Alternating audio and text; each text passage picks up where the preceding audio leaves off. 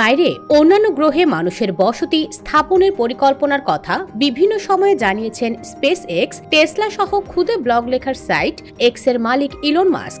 আগামী কয়েক বছরে মঙ্গল গ্রহে বসতি গড়ার জন্য 1 বা 2,000 নয় 10 লাখ মানুষকে মঙ্গল গ্রহে নিয়ে যেতে চান তিনি। তবে মানুষ কি আদৌ মঙ্গল গ্রহের প্রতিকূল পরিবেশে টিকে থাকতে পারবে কিনা তা নিয়ে প্রশ্ন উঠেছে। মঙ্গল গ্রহের প্রতিকূল পরিবেশ নিয়ে একটি বই লিখেছেন যুক্তরাষ্ট্রের রাইস বিশ্ববিদ্যালয়ের জীববিজ্ঞানী কেলি ওয়েনার স্মিথ ও তার স্বামী কার্টুনিস্ট জ্যাক ওয়েনার স্মিথ। আর সিটি অন মার্স নামের বইটি এবছর যুক্তরাজ্যের Royal Society Trivedi science book পুরস্কার পেয়েছে। সেই বই বলা হয়েছে ইলন মাস্কের মঙ্গল গ্রহ জয়ের স্বপ্নের পেছনে অনেক ত্রুটি রয়েছে। মানুষ আদৌ মঙ্গলের প্রতিকূল পরিবেশে টিকে থাকতে পারবে কিনা বা তার জন্য আমরা প্রস্তুত কিনা তার উত্তর এখনো জানা নেই। আমরা কিভাবে মঙ্গল গ্রহের বিষাক্ত মাটি, দুর্বল মাধ্যাকর্ষণ ও উচ্চ বিকিরণের মতো চ্যালেঞ্জ কাটিয়ে উঠব সেই উত্তরও এখনো অজানা। মঙ্গল গ্রহের পাতলা বায়ুমণ্ডল মহাজাগতিক ও সৌর বিকিরণের বিরুদ্ধে সামান্য সুরক্ষা প্রদান করে। দীর্ঘ সময় সেখানে থাকলে ক্যান্সারের ঝুঁকি বাড়তে পারে।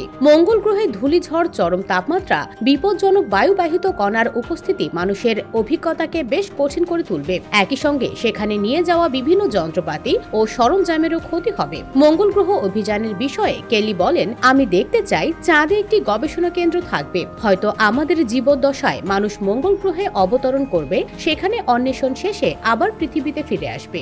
মঙ্গল গ্রহে উপনিবেশ করতে তাড়াহুড়ো করা যাবে না। আপাতত মঙ্গল গ্রহে বসবাসকে স্বপ্ন হিসেবে দেখা যেতে পারে। সূত্র এনডিটিভি।